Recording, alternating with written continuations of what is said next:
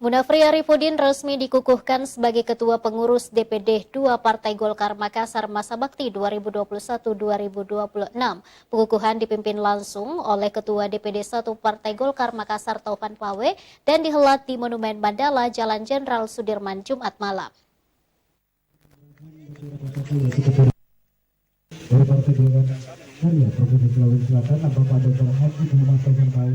Pengurus DPD 2 Golkar Kota Makassar resmi dikukuhkan oleh Ketua DPD 1 Golkar Sulsel Taufan Pawe.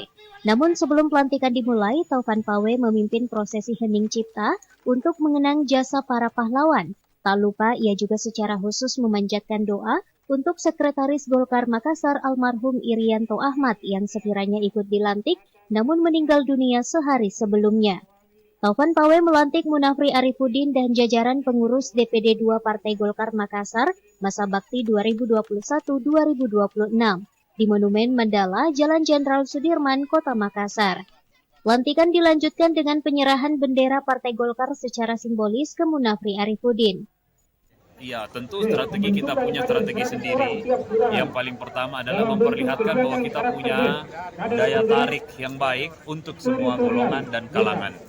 Sehingga kita memperlihatkan bahwa Partai Golkar adalah partai yang inklusif, partai yang bisa memberikan benefit pada para anggota yang bergabung di dalamnya.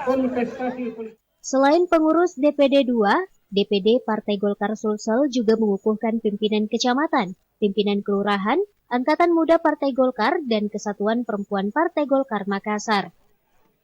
Acara pelantikan juga turut dihadiri Forkopimda Makassar dan beberapa DPD partai seperti Partai Demokrat, P3, dan PDIP.